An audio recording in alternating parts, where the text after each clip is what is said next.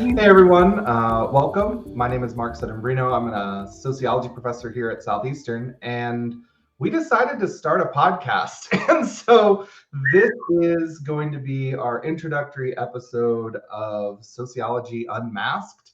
And I'm joined with my colleague and friend, Dr. David Burley. And so we're going to be talking a little bit about sociology, a little bit about what we do today, and what the plans are for the podcast. And so, David, do you want to take a moment to introduce yourself? Yeah. So this is our brainchild to let's do a podcast and just talk about some cool and interesting stuff.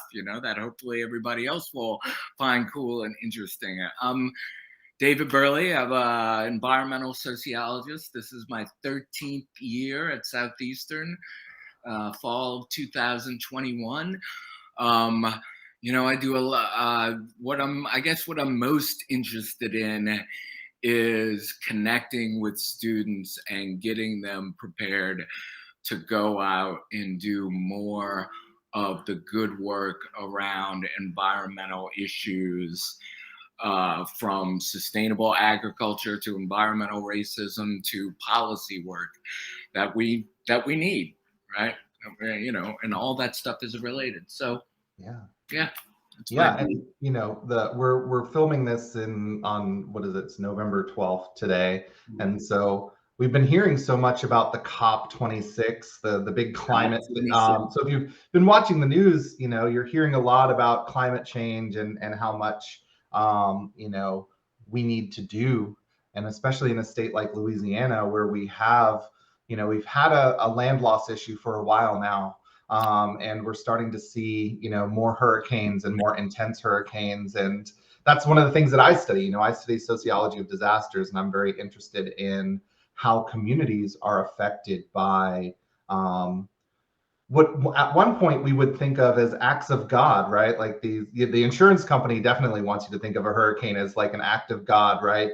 But in reality, we have these natural phenomenon, and the way that we build our communities shape the way that we're going to be able to respond to them. And so, I know, David, you live in New Orleans, and it's like every time it rains in New Orleans, people are putting their car on the neutral ground. You're afraid that you're going to flood from just a rainstorm. Where I grew up in Florida, that's not a problem, or historically it wasn't a problem, right? And so, our relationship to the environment is so important, and I think it's something that a lot of us take for granted, right? Especially in a state we call ourselves, what are we, sportsman's paradise, for like the outdoor state. The natural environment is so important to us culturally, and also has such an important effect on the way that we live our lives. Yeah, you make such a great point, and the rain events, are, it's not just a feeling that people have, right? That the data is behind it.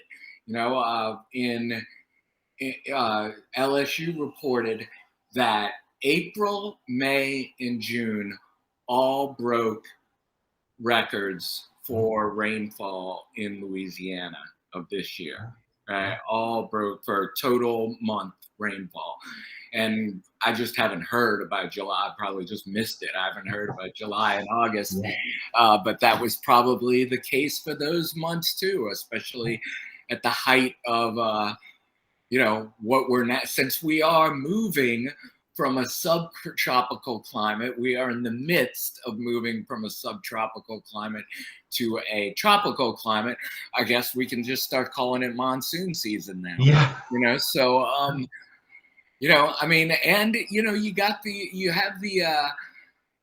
it's funny with the COP26 and everything, because before all, or maybe 3 years ago and before, it was kind of looked at as climate change or we all thought of collectively as climate change that was something in the future, right? Future oriented. And I think definitely in the past year, maybe the past couple of years, I think that for more and more of us, and as the data supports the feeling we have, that it's here now, and you can't even say it's the new normal, because that normal is going to be constantly changing and not for the better. So, and then with our coast, you have this really recipe for disaster, pun intended, for, you got the sea level rising because the oceans are trapping more carbon dioxide, and they're absorbing more heat that makes water expand. So the ocean is rising, and I think over the past 50 years, the Gulf has actually risen several inches, which doesn't sound like a lot, but it really is when you're talking about land relative to water. And you got our coast disappearing, right? And you got the land, so from erosion, and you got it sinking from subsidence, right? So it's just not a good look. It's not just a Louisiana issue, right? So all of the Gulf states, and really, I'm originally from Florida, and Miami is sinking. Miami has saltwater inundation in the streets during high tides, and especially when the high tides coincide with the full moon. It's not even rain that's flooding the streets. It's salt water from the ocean coming into the streets. In Tampa, they're having similar issues with the rise of the Gulf contributing to flooding issues during rain, because in Louisiana and in many places, the drainage systems are all gravity drainage, right? And so it means that the water goes into a pipe somewhere or into a ditch. We've got all these ditches along the sides of the road in Hammond, right? And then the idea is that water is going to just flow out to sea. Well, if the sea levels have risen, it's going to be harder for the water to get there. And so we're seeing more flooding in our communities. And that's been an issue that came up at COP26 as well, that, in the United States, our experience of climate change is much different than in places like Indonesia, which are already seeing entire islands disappearing, right, where people live. And so it's a global phenomenon for sure. But our conversations kind of, this is what sociologists do, right, y'all? We can just kind of talk about anything. Our conversation drifted a little bit. We'll come back to some of these topics, but David, I'm wondering, one of the questions that we get a lot from students is we get questions about majors and things like that. But I'm wondering, what was your major in college, and when did you decide to be a sociologist? Those are interesting stories. So I was in high school, and I had these general interests about people and what makes them tick, right? And about the world, right? And so I get into college, and I'm from here, so I was going to and my dad early on told me that I am not paying for you to go out of state, so it was either, so it was wound up being UNO, because I don't know, for some reason, he wasn't going to pay for housing for LSU, which, okay, that's good. I'm glad I didn't go to, after all this, I'm glad I didn't go to LSU. But so I get into UNO, and I'm taking some psych classes, right?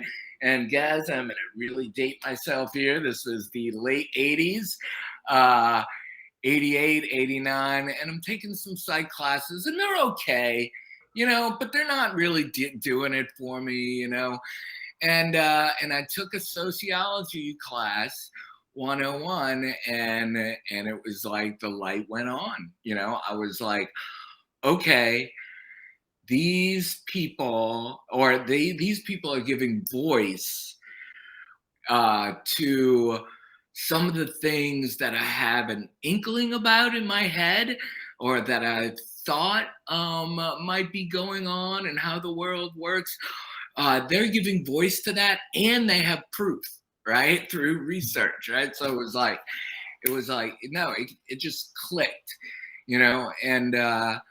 and that was it. I changed my major and started taking those classes. And in school, I was really, I wanted knowledge, and and that may be part of my rebellious spirit. Like, I was like, I'm not going to go to school just to get a job, because, I don't know, I hated authority already, as a little punk rock kid. And, so I just, yeah, so it was like, I'm not just going to go to get some freaking job that I'm not going to like, blah, blah, blah. And, I didn't even know what I was going to do with a sociology degree. I just knew, hey man, I'm in college, I'm living that life, and I'm just gonna live the life of the mind for a little while. Yeah, that's maybe a little bit different from my my trajectory, right? Ever since I was a little kid, I wanted to be a lawyer. Like I was like 6 years old telling people I was going to be a lawyer. I don't know where that came from, but I was going to be a lawyer. And so, when you're in high school, they start to tell you like, if you want this career, this is what you should do. And so I went to college. I started as a political science major because I was going to be a lawyer. And somewhere along the way, I signed up for a social problems course. And like I was joking about it and stuff, right? I'm like, oh, I'm taking social problems because I am a social problem, and ha ha ha. And I went in the first day of class. And actually, my first sociology professor is one of our former colleagues, Rebecca Hensley. So if anyone remembers Rebecca was my first sociology professor back in Florida. And my first reaction was, this lady's nuts, right? Because she like stood up in the front of the room and just like came at us with all these statistics, just letting us know how messed up our world was. And I was like, she's nuts, but she's right.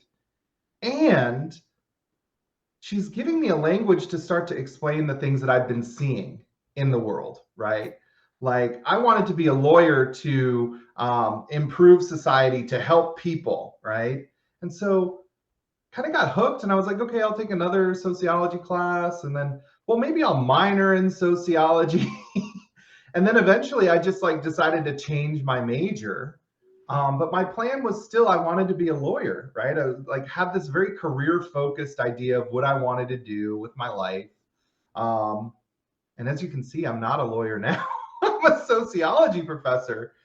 And that happened because towards the end of my undergraduate career, I started working in juvenile justice. And so I worked at the Juvenile Assessment Center, which is like super burnout work. You're dealing with kids who've just been arrested, determining whether or not they get to go home or if they have to be held overnight and see the judge. It's really intense work to do that.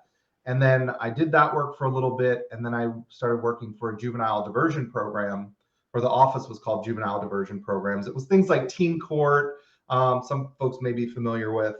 And so I worked in the judicial system. I worked closely with judges and lawyers, and I quickly realized that that was not going to be the career for me.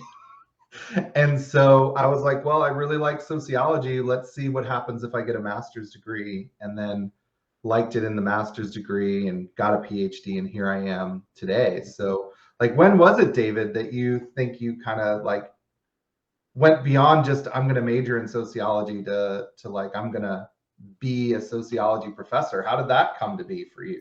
I think I think maybe by the time I got to graduation, maybe somewhere in my senior year of my BA, and I was kind of a lackadaisical guy. It took me 6.5 years to get my BA. I stayed around a long time. Somewhere around there, it clicked that, okay, I'm going to do this. And it's funny, so I went straight into the master's program, and I did that in 2.5 years. And then I was like, yeah, I've been in school forever. I should actually go get a real job for a little while, right? So I was like, okay, I was like, all right, I'll go teach, and I think there is this commonality between sociologists as well as lots of other people, though, where, I want to help people. I want to do something that's going to help people, the world, whatever, right? I want to be useful in some sort of way. and I think, you know, society gives us, our culture gives us so few examples of what that is that, yeah, you know, I mean, you watch Law and Order, right? I'm going to go be a lawyer, or I'm going to be a social worker. I'm going to be, you know, some sort of cop or whatever, you know, work in law enforcement in some way, you know, so it gives us these very few examples. And then, you know, we find something like sociology that we didn't even really know existed, right? And the world sort of opens up. And then once you get more experience, right, you find out that there are tons of different ways, right, that to help people to be useful, that just don't make for good TV ratings, right? You know, so but then so I went, and I'll tell this story real quickly. I went to teach, and I was in New Orleans, and so I applied to the St. Bernard Parish school system. And so the first job I had was in the poorest school in St. Bernard, called PGT Beauregard, and it was out in Violet, St. Bernard, right? And it was kind of near the communities I would later research for my research on coastal land loss. But right, you know, 90% Black, right? And so, you know, the principal was really this kind of new, not super young, but progressive guy. And I had done my master's thesis on whiteness and race, right? And whiteness as a you know, identity, right? And so he hired me, and I didn't have any teaching experience, but he was like, you know, because of my background in race, right? And most of the teachers at this school were white, and I'm white. So, and then, but I got into that school, and it was they asked me to do special ed.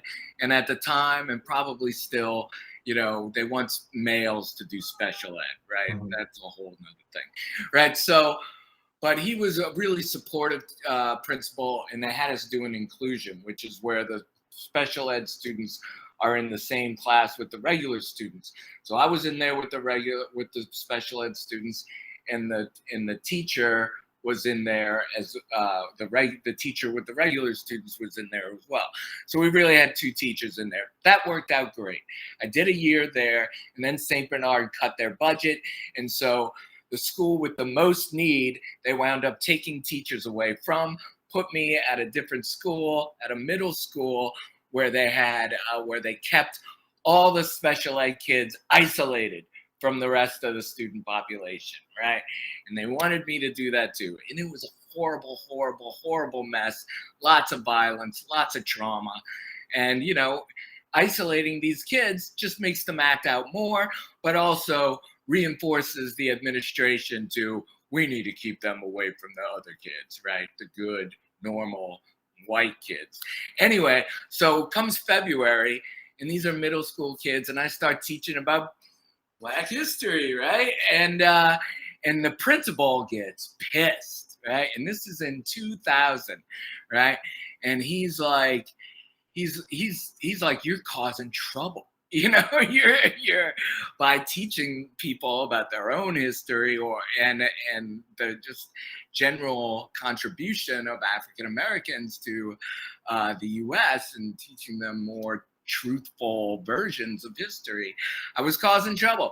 So he was threatening to fire me and all sorts of stuff, not just about that, but some other stuff I was causing. So I was like, you know what? It's time for my ass to get back in school and get out of here and go get that PhD. So that's how that happened for me. Wow. There's a lot in there. There is. There's a lot in there. But what I think, you know, it kind of speaks to as well, and this is something that you know we've talked about before, is that your life changes, right? So much of education these days, it's like, you know, like 17, 18-year-old kids, y'all are like being told like pick something and do it, right? And even when you finish school, like you went and you started teaching, and you maybe realized that the environment that you were teaching in wasn't going to be the place for you to do what you wanted to do. And I think in our society as a whole, we don't always get a lot of flexibility like that. There's this idea. Sorry. We're going to talk about the pandemic in a minute, but I'm not used to talking a lot anymore, and so it's like when I have days when I'm talking a lot, my voice is like, what's happening here?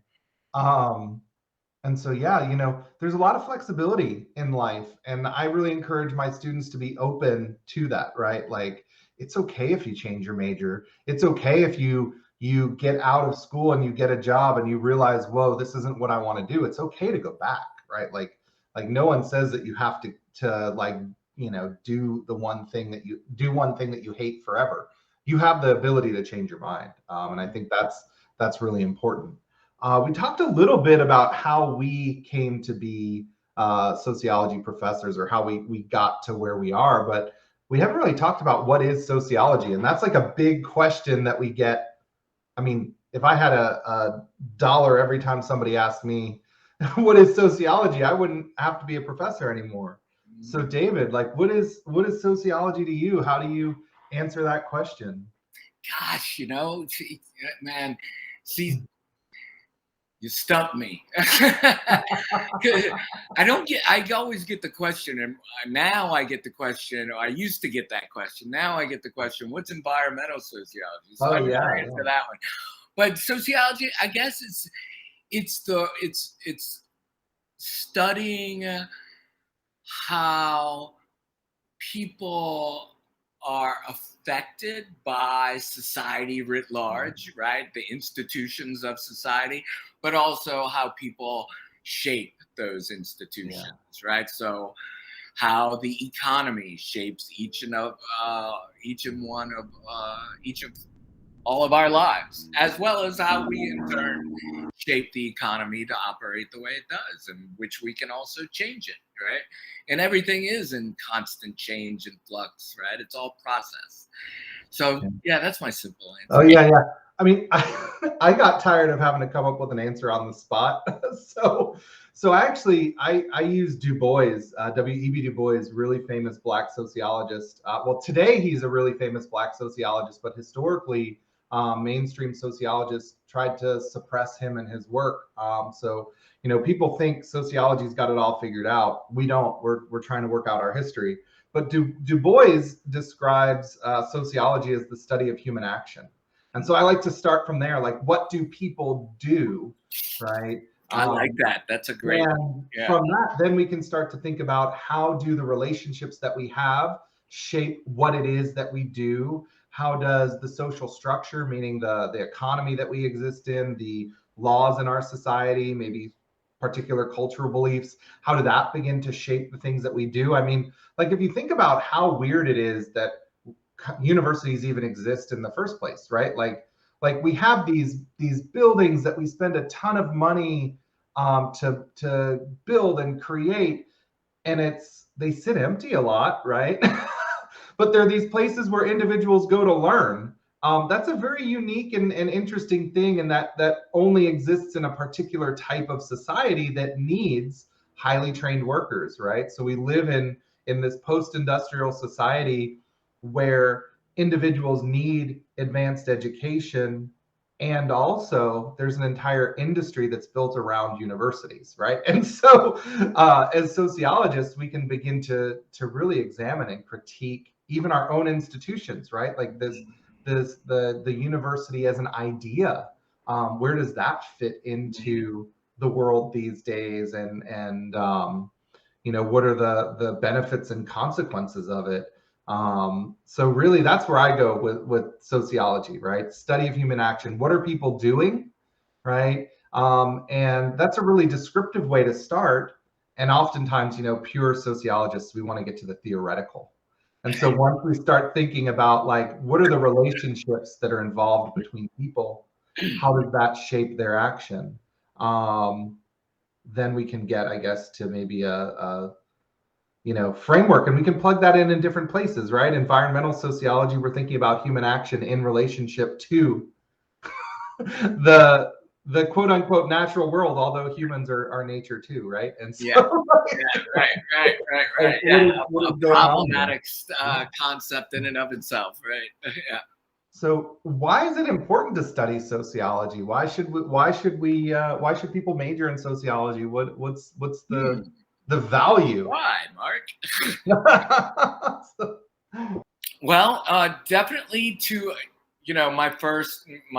the first thing that comes to my mind that just pops into my head is to make change, right? That's it, to make change, to keep the good, to enhance on the good, to make things better, right? I mean, we don't want to be Debbie Downers, right? There are good things, right? But we want to, there's a lot to fix, right? And especially if we think about this idea of democracy, right? That it is a process, and that it's something that we constantly need to strive to make perfect, with the realization that that can never happen, right? Yeah. You know what? I mean, I think if you asked anyone these days, like, are there things that could be fixed in your community, the place you work, the country you live in? I think most of us can identify a few things, right, that we would want to fix or change in our world. And so I think that's something that's common to most people, right? Is that there's a challenge. And I think one of the things that happens in sociology, right, is that sociologists can really identify some of the big challenges that exist in our society. Things like poverty, food insecurity, homelessness, housing precarity. Our Sociology Honor Society, the AKD, they just did a study of food insecurity on campus, right? And looking at students who are unable to meet their basic food needs, right? And so sociology can get this reputation of really being like depressing, because it's identifying a lot of the challenges that are present in society. And I think, David, you and I probably take the same approach of like, okay, we've identified this as a challenge, and now that's an opportunity to think about, well, what's causing that? Why is it that there are students on our campus that don't have enough food to eat? Like, why is it that our campus has a food pantry? Well, it's not just our campus. It's actually a nationwide issue right now, that students are going hungry. What's causing that, right? And how do we begin to find solutions to do it? And I think that's the opportunity, the importance of sociology is once we identify the issue, we can start to think about the solutions. Maybe as sociologists, we're not always as good of coming up with all of the solutions, but I don't know that it's any one individual's responsibility to come up with that, right? So I always say, no, we need more people. We need people with really creative ideas, who are willing to try new things, to begin to think about how do we do this differently, because as we've mentioned, our climate has changed. The world that we live in is going to look different, and we can't just keep doing what we've been doing for 30 years, right? And so by majoring in sociology, you begin to understand all of the factors that influence what we're experiencing in our world today. You begin to understand, what's the economic aspect of this? What's the political aspect of it? How does race affect this issue that we're talking about? So that we can begin to build strategies that are going to support everyone, right? Or make life easier for more folks, right? And maybe I'm just one of those liberal professors. I tell my students I believe everyone deserves dignity and respect. I believe everyone deserves to have food, housing, clothing, like all of the things that you need. I believe that you should have access to those. And so how do we create a society that helps you get access to it, right? Does that mean maybe you get paid more at work? Or does that mean that we have some sort of program, government subsidy, that helps you get the things that you need, right? There's so many options to addressing our problems. And so I think that's one of the really important things and cool things about sociology.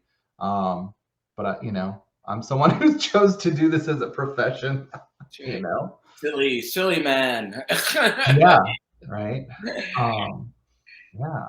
Yeah, no, I mean, you make so many good points, and I mean, and it's interesting, right? Because we're seeing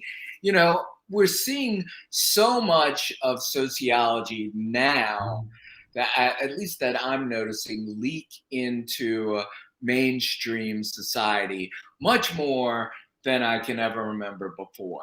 I mean, it was always, some of it was there, but certainly within the past 3-4 years, I mean, intersectionality is now like common to speak about, right? The redlining and blockbusting, of keeping African Americans out of neighborhoods, right? That processed by the federal government and then supported by the whole real estate industry and profited off of it, right? Like I would teach that all the time in my class, but now it's like, turn on the radio or the TV and like they're talking about that on the news. It's like, wow, like that kind of stuff is now is now common, right? And it's just so interesting to see all that stuff, really become part of just the popular consciousness. Yeah. And we're seeing institutions start to recognize how important the sociological perspective is, right? So we could beat up Facebook all day long, right? we could really criticize Facebook, and I just pulled Facebook out as an example. But organizations like Facebook regularly hire sociologists because they know that sociologists are capable of thinking and of all of these different aspects of social life that can help them organizationally be a better place to work, be hopefully a better company that doesn't cause harm in people's lives, right? And you don't have to have a PhD in sociology to do this kind of work within organizations. And so there's a lot of opportunity, and a lot of contribution that sociology makes to the world. One of the things I was hoping we would talk about today is, maybe taking our sociological perspective and maybe what can sociology tell us about Hurricane Ida? That's something that's been really that's the big local news. We'll let the pandemic rest today. We won't talk about the pandemic, but here locally, as an environmental sociologist, what do we know or what do we learn from Hurricane Ida? Yeah, well, I just, just today, or maybe it was yesterday, I heard that Ida is the most expensive disaster that Louisiana has faced, right? More than Hurricane Katrina, right? And so I think that really speaks to tying it back to climate change, right? As these things become more common and more frequent, not just here, but across the US, right? I mean, look what happened in New York, right? From Ida, right? Which was just a lot of rain by the time it got there, right? And which is even more interesting because usually by the time those storms get that far north, they're not much of anything, right? But it retained so much water. Anyway, so, even if you're someone from Iowa or whatever, that's like, whatever, I don't believe climate change, or it doesn't matter to me, or I don't really care about all the people that are affected, or they have to do it for themselves, or whatever. These disasters run the risk of really bankrupting the country, right? How many billions of dollars, right, can you keep spending on these disasters, right? Because they're really expensive, right? They're really, really, really, really expensive when you have to provide new housing. You have to basically build cities and communities back, you know, and and even though it's a lame attempt, you have to try to give people their lives back. And we're not even doing that good of a job of it, Yeah. and it's still uber expensive. Yeah. So Yeah. yeah, I mean that's even if you're not even if you're sort of a cold, just a numbers person, right? That's a reason to be concerned about this. For sure. I mean, and locally, like I've heard a lot of and seen a lot of news locally about how much Ida has cost insurers in Louisiana. And I'm a homeowner. My house, luckily, zero damage. Ida didn't do much to my house. But I just got a letter from my homeowner's insurance company that my premium is increasing 55%. Yeah. And I had no claims, right? So it's like, how is that fair, right? Mhm. These insurance companies are gonna, spread out the risk. And so, that is a very real and human consequence of the disasters that we're seeing. So much of my work within sociology of disaster has been on homelessness and housing issues. And Ida has wiped out housing really from Grand Isle up to the Mississippi line for a lot of people. And so, like locally here in Hammond, I mean, folks here in Hammond are like, oh, we've never had a storm this bad. And it's true. Hammond never had a storm this bad because usually after the storm makes landfall, it weakens very quickly. But Hammond had Category 2 sustained hurricane force winds, and housing stock in Hammond is extremely limited. There's no place to rent. I'm working with an organization called the Disaster Justice Network, and the Disaster Justice Network was founded after Hurricane Laura, Delta, and Zeta last year to help folks in Lake Charles. There are people in Lake Charles who still don't have a safe place to live because of all sorts of reasons when it comes to the hurricane and then insurance issues, or maybe they didn't have insurance. But now we're seeing on the coast, there's a lot of issues as well. And in particular among indigenous groups, right? So along the coast, there are several different tribes, including the Isle de Jean Charles tribe, who are like the nation's first climate refugees, right? Who've lost their ancestral lands already. There's like a handful of folks that are clinging to their life down there, and their homes have been destroyed, and they want to stay on their property. They want to stay on their land. And so now it's like, well, how do we get folks housed? How do we help folks rebuild in a way that when next year's hurricane comes, they're not going to be in the same position that they were, because the next hurricane is coming, right? Like we know that there's going to be another hurricane. And so one of the things we're doing in the Disaster Justice Network, which was founded by Shirley Laska and Chris Peterson, both sociologists from UNO, right? Who David. Yep. One of the big things that we're doing right now is working on educating people on how to build back sustainably. So we're like actually teaching people how to rebuild their roofs in a way so that next year their roof may not fly off, right? And so that's one of the things that sociologists do too, right? Is that we really help people access their agency. That's a sociological term, right? But we help people be able to affect their lives through their own action. And so, that's, one of the things that I've been involved in as a sociologist with Hurricane Ida. Yeah. Well, that's really, that just made me think, man, we need to get Shirley and or Chris and somebody from Ile de Jean Charles on here. Yeah, I'm working on it. We're definitely gonna get some cool folks here to chat with us, and maybe that might be a good place for us to transition, right? So we've got this podcast. Y'all just got to listen to David and I chat a little bit about how we became sociology professors and what sociology is, and maybe why you should even study sociology. But what can folks expect from this podcast? Well, I think we're gonna just run the gamut, right?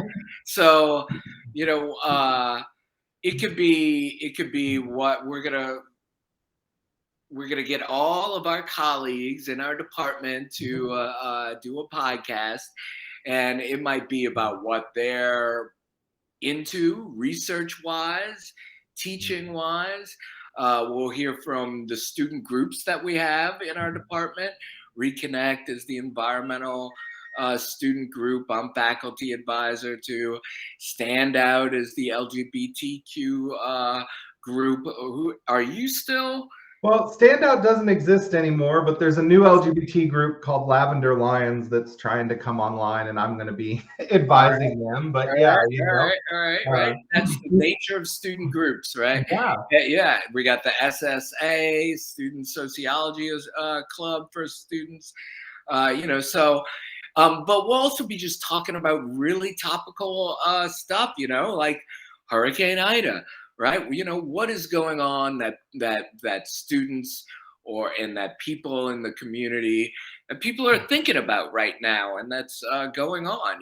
So on that note, we'll be asking students, what do you want us to talk about, right? What do you want to hear about on here?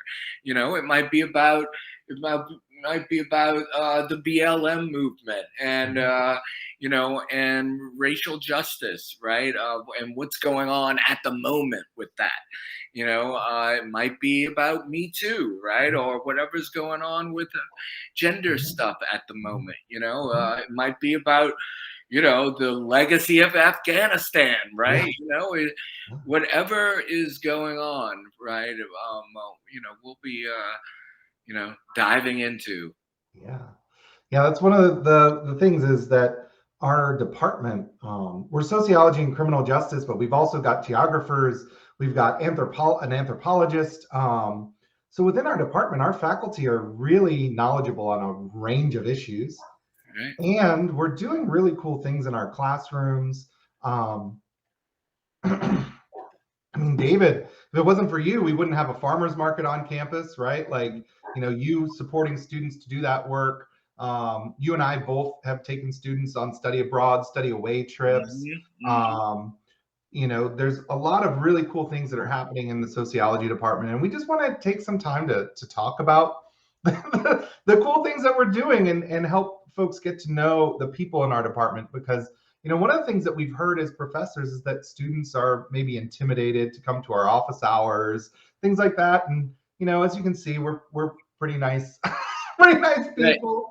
Right. And the other thing that we're going to be doing is we're going to be bringing on like some of our alumni that are doing some really cool work. It's just going to be an opportunity for folks to learn more about what's happening in the sociology department and to begin to apply that sociological perspective to issues that are happening in the world. And also let you know about some, things, events and stuff that we're doing as a department. And so, it's advising time. Many students are registering for their classes. And so, David, what are some courses that you're going to be teaching next semester? Let's see. So I'll be teaching my environmental sociology class. It's kind of my flagship class. And I just have really good fun teaching that class, as well as the other environmental classes I teach. And that's going to be an online class, but it will have some optional virtual meetings. And I'm teaching 2 sections of social problems, which is always a good, fun course, race, gender, economy, politics, right? Terrorism, right? And war, right? So lots of stuff going on. Environmental stuff. And I'm teaching sociology of religion. Oh, cool. Yeah. Cool. Yeah. See, I mean, there's so many options that you could just take courses with David, with Dr. Burley, right? Like really cool subject matter courses. And you're going to be teaching some pretty cool classes. Yeah. Before I brag about myself, though, I just want to say it's really cool that in your your online class that you're going to have those optional meetings for students. Because I've been getting more and more requests. I teach race and ethnic relations online. I've been teaching sexuality online, and students are now starting to ask for, can we have like a class Zoom session? I really want to talk to my peers. And in the past, people were really resistant of that, right? So it's really cool that you're integrating that in your class, because I think it can be lonely teaching an online class or taking an online class and not getting to talk to anybody about the cool stuff you're learning. I'm teaching a new course next semester called Yoga, Inequality, and Social Justice. I'm really excited about. We're going to be thinking about how do we, first of all, we're starting to examine like social inequality. What is that and where does it come from, right? And then thinking about how does yoga philosophy and yoga practices, how can that be integrated into social justice movements to improve, some of the challenges that we're facing in the world. We're gonna, we'll do some yoga, classical, what people imagine to be yoga, but there's going to be a lot of emphasis on, how do we take these practices and how do they inform social justice? Yesterday, I recorded a panel with some really amazing yoga teachers and activists that'll be available for students soon. But I've got 3 different guest speakers that are going to be coming in and meeting with students and talking about how their yoga practice informs their activism and how their activism informs their yoga. So it's going to be a really cool class. I'm really excited to teach it. I'm also teaching race and ethnic relations, which is, a course that everyone should take in their life. What else do I have next semester? I'm teaching globalization and social change. You're hearing so much about supply chain issues right now. You're probably hearing it's going to be hard to get your Christmas presents, or there may not be enough turkey for Thanksgiving. Well, this course on globalization and social change will really kind of highlight some of that. And I'm teaching research methods online, which is, maybe not as exciting of a course, but if you want to understand, like statistics are around us everywhere these days. You watch the news and they're talking about, 45% of people support this person, or like in our research methods class, you're going to learn about how those numbers get created so that you can more critically evaluate the numbers that you're getting. But there's also other really cool classes that are going to be happening next semester as well. And especially if you're interested in issues of disaster, Dr. Youngman is going to be teaching her disasters course. I think she's got sociology of gender next semester as well. I think medical sociology is happening next semester. And so Dr. Martin's going to talk a lot about how, the pandemic has affected our lives and all of that. So there's a lot of really, really interesting courses that students can take with us. Beyond the social 101 or even social problems. Oh yeah. I mean, that's kind of what I was advising a student online yesterday, I think it was, and she except for foreign language, she's got everything else taken care of except for her social classes. So for the next year, she's going to be taking nothing but social classes. I was like, well, this is going to be fun for you, because it's like all the fun, the fun, cool classes that you're interested in, and you got everything else done, Yeah. So. And we've got new courses in the pipeline as well, right? So I think we've got like a social media course coming up. We've got a sociology of sport course that's going to be coming up. Dr. Tuxhorn has created a film course that she's taught this semester. And so sometimes I get jealous and I wish I could just take these courses, right? But that's just me being a nerdy sociologist. But yeah, before we wrap up, David, is there anything else you want to share with our listeners? Let them know anything you've been up to. Man. Final thoughts. Give academics a chance, and we'll make we'll talk all day. This could be an 8-hour podcast episode. Yeah. Definitely. We love to talk, folks. Yeah, definitely a marathon. Yeah, thank you all for listening. This is going to be a semi-regular thing, especially starting in the spring semester. I think we're shooting for at least 2 episodes a month, and so stay tuned for all of that. if you want to keep up with this podcast, definitely follow us on social media. We're on Facebook. If you search for Sociology and Criminal Justice Southeastern, you'll find us. Yeah, I think we're on Southeastern's SCJ. So yeah, that's our Instagram too, right? CJ. Yep. And what we'll do is we'll include links to our social media in like the description of this video, and we'll include it on any show notes page that might be associated with the podcast. And so definitely, follow us on social media. On our website, and it's going to be fun. Yeah, this is going to be fun. Good stuff. Yeah, awesome. I had a really great time chatting with you today, David. Yeah, thank you. Likewise. So cool. We'll talk to y'all soon. All right. Bye, folks.